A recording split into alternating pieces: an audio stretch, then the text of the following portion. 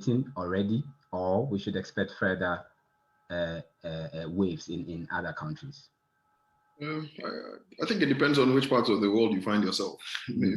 Other countries have started jubilating. As you can see, there's Eurozone going. They are playing football. Some countries are allowing people into their stadium.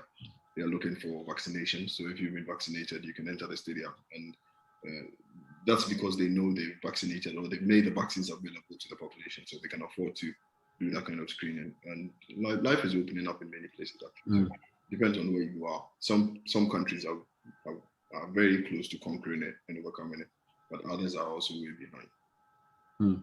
Thank you.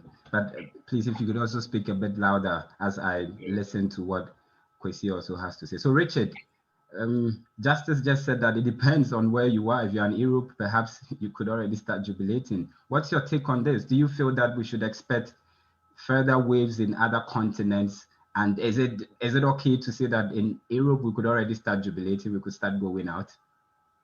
I think this is quite debatable. And first of all, one have to put the whole definition of pandemics into perspective.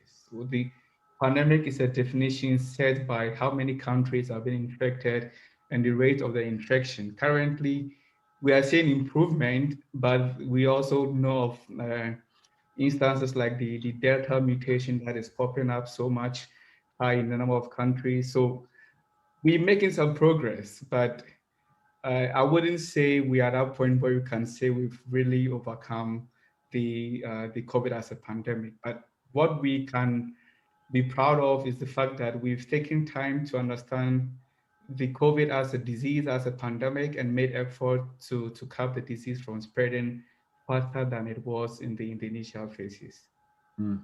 Thank you very much, Richard, as well. So, Charles, what's your take on it? Pretty much the same, except that Richard cautions us that we cannot be too complacent. Of course, it depends again on where you are in the group, and we could also pat our backs that we've done very well. Do you think there could be further waves, even spreading in Europe or in the Americas? Well, okay, it's not so clear now, since some countries are recording new cases, and then we should know that there is still movement ongoing. So, as the world has been saying, until everyone becomes safe, no one is not safe. So that should be the caution in our minds now. But then the data now indicates that yes, it's not yet over, but it seems to be over in some part, as Justice said. But however, experts in virology, in the study of virus, which, well, I'm not expert there, but then they are hoping that one day we will not say COVID is a pandemic, but it's rather move to be endemic. So this is something that probably we hope for, but it's always going to be dependent upon the immunity that people will acquire. And I think that is why we are here to discuss that. So yes, I think we can also look at the story of measles.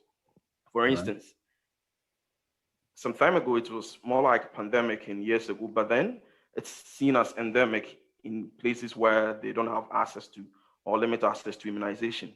So probably a similar situation could emerge with COVID as time moves on.